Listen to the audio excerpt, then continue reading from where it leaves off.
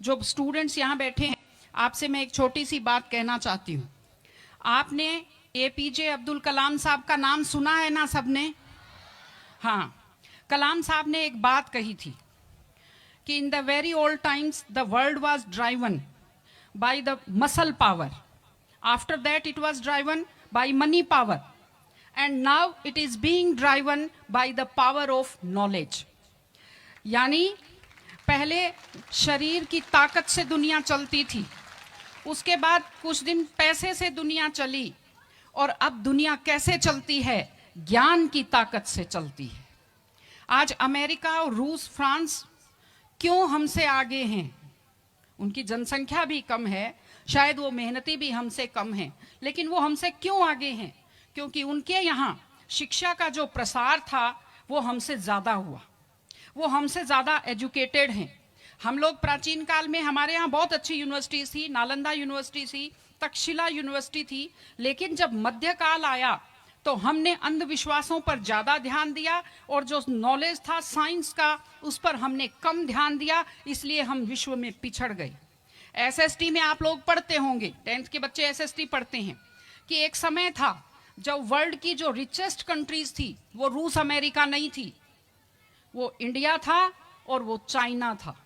चीन और भारत विश्व के सबसे धनी देश थे, लेकिन हमने एजुकेशन पर ध्यान देना छोड़ा। उसका नतीजा ये निकला कि हम लोग गरीब हो गए, हम लोग पिछड़ गए, हम लोग कमजोर हो गए।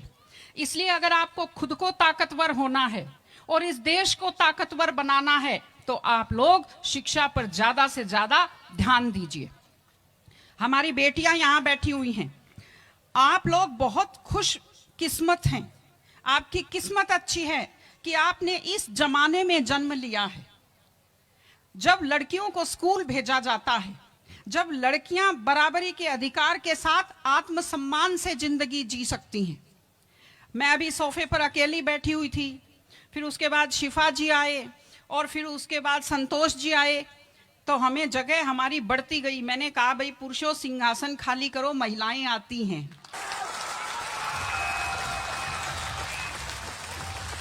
तो आप लोग बहुत खुशकिस्मत हैं।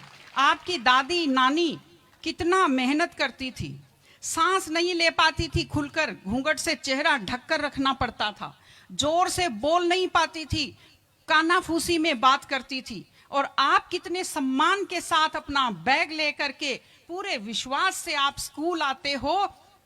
बहुत खुशकिस्मती की आपके लिए बात है, आपको इसका फायदा उठाना चाहिए। आपको कोशिश करनी चाहिए कि आप एक मजबूत नारी बने, और आपसे मैं कहना चाहती हूं कि आपके ऊपर बहुत विश्वास करते हैं, आपके पेरेंट्स आपको घर से बाहर भेजते हैं, अपने माता पिता को हमेशा अपने मन में रखिए। दूसरी चीज आप बच्चों से जो कहना चाहती हूँ, आजकल क्या है, पहले तो घर में बहुत सारे बच्चे होते थे, संयुक्त परिवार होता था, चलते ही कोई सिर में थप्पड़ मार देता था, बच्चों को बुरा नहीं लगता था, टीचर्स की मार खाते रहते थे, हंसते रहते थे। आजकल 1-2 बच्चे होते हैं घर में, बच्चे बहुत सेंसिटिव होते हैं। आप लोगों को जब आपके माता पिता टोकते हैं, आपके टीचर्स टोकते हैं, आपको बुरा लगता है। आपको बुरा नहीं लगना चाहिए, क्योंकि ये वो लोग हैं जो आपकी चिंता करते हैं। मैं आपको एक छोटा सा किस्सा सुनाऊंगी। एक गाय जंगल में चल रही थी, अचानक उसने देखा एक बाघ पीछे दौड़ा। गाय भी भागी जान बचाने के लिए, सामने दलदल था, वो दलदल में थोड़ा चली, वो दलदल में फंस गई। बाघ भी पीछा करता हुआ आया, वो भी दलदल में फंस गया, लेकिन गाय से थोड़ी दूरी पर था, चल नहीं पाया।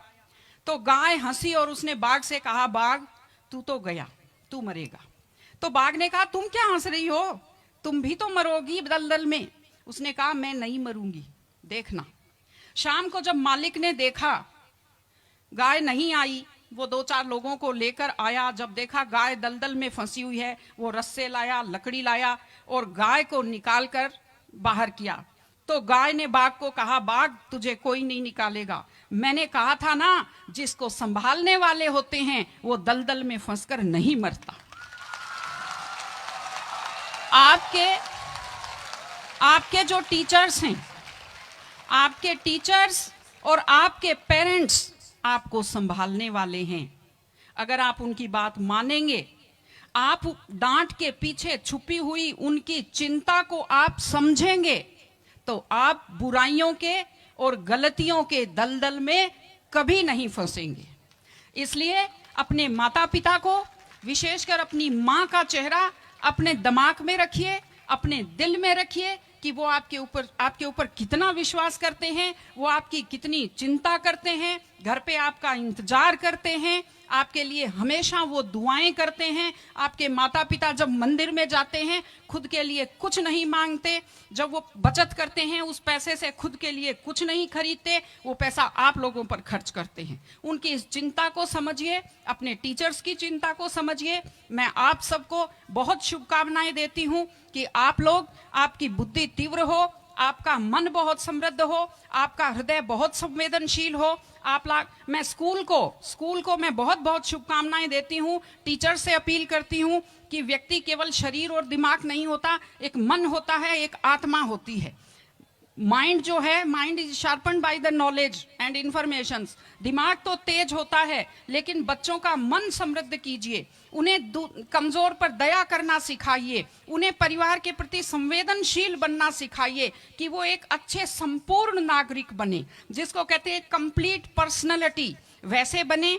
मैं स्कूल को, आप सब बच्चों को, आपको ढेर सारी शुभकामनाएं देती हूं। आप अच्छे व्यक्तित्व बने, आप अच्छे नागरिक बने, एक मजबूत परिवार का, मजबूत देश का और एक अच्छे समाज का आप निर्माण करें। आपने बुलाया, हमें सुना, हमें सम्मान दिया, मैं हृदय से आभारी हूं। बहुत बहुत धन्यवाद। नमस्कार।